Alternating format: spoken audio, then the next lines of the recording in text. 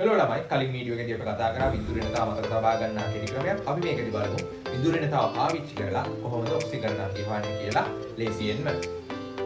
මම මේ සංයෝගය ගන්නා HCl ඔයාලට මතකයි. එතන මතක තබා ගන්නා ක්‍රමෙන් අපි හයිඩ්‍රජන්ගේ විදුලි රිණතාවයේ 2.1ක් නිසා මෙයාගේ 3.2ක් නිසා හොයාගන්න පුළුවන්. එතකොට මෙන්න මේ මැද බන්ධනයේ තියෙන ඉලෙක්ට්‍රෝන මැද තිබුණට මෙයාගේ විදුලි රිණතාවය වැඩි නිසා මොකද වෙන්නේ?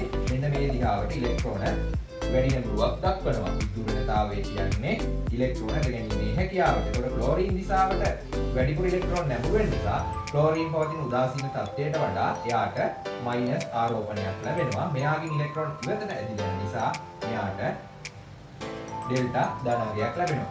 ඊට පස්සේ අපිට පුළුවන් මෙයාගේ ඔක්සිකරණාංකය ලෙස මෙතන තියෙන්නේ -1යි. ඩෙල්ටා 1යි කියන -1. ඍණ 1. ඒක තමයි යාගේ ඔක්සිකරණාංකය වන්නේ. ඊට පස්සේ මෙයාගේ ඔක්සිකරණාංකය වන්නේ මෙන්න මේ විදිහට ඩෙල්ටා ධන 1 තියෙන්නේ. ධන 1 තමයි මේ ඔක්සිකරණාංකය වන්නේ. මම ඔයාලට තව එකක් මේ CO2 වල ලුයිස් රූල් මම හදලා තියෙනවා. ඒකේදී ඔයාලා විදුලි රිණතාව ගැන මතක තබා ගන්නා ක්‍රමයකට මෙයාගේ 2.5යි. මෙයාගේ 3.5යි. මෙයාගේ 3.5යි. එතන මොකද වෙන්නේ? මේ බන්ධනවල තියෙන ඉලෙක්ට්‍රෝන තියෙනා වූ ඉලෙක්ට්‍රෝන විදුලි රිණතාව වැඩි කෙනා දිහාට ඇදෙනවා. එතන මෙයාට මොකද වෙන්නේ? ඩෙල්ටා ඍණක් වෙනවා. හැබැයි මෙයාට ඒ වගේ දෙකක් වෙනවා. මෙතන බන්ධන දෙකක් තියෙන නිසා 2යි ඩෙල්ටා ඍණ. එතකොට ඒ විදිහට මෙයාට 2යි ඩෙල්ටා ඍණ එද්දී මෙයාට එනවා 2යි ඩෙල්ටා ධන කියලා ගන්න. එතකොට මෙයාගේ එන්න පුළුවන් හැම බන්ධනෙම ඩෙල්ටා ඍණ කියන්නේ නැවිලා නිසා මෙයාගේ ඍණ දෙකක් වෙනවා ඔක්සිකරණාංකය මෙයාගේ ධන දෙකක් වෙනවා. ඒ විදිහට ඔයාලට අනිත් පැත්ත එකක් හොයාගන්න පුළුවන්.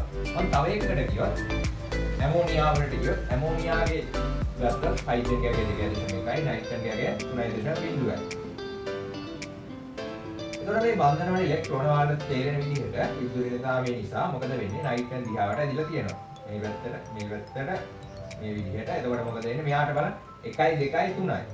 3යි ඍණ එනවා. මෙයාට 1යි ධන 1යි ධන 1යි ධන. එතකොට මෙයාගේ ඔක්සිකරණාංකය ඍණ 3ක් වෙද්දී මෙයාලගේ ධන 1ක් බවට පත් වෙනවා. අනිත් සංයෝග දෙකක් ඔයාලා try කරලා බලන්න.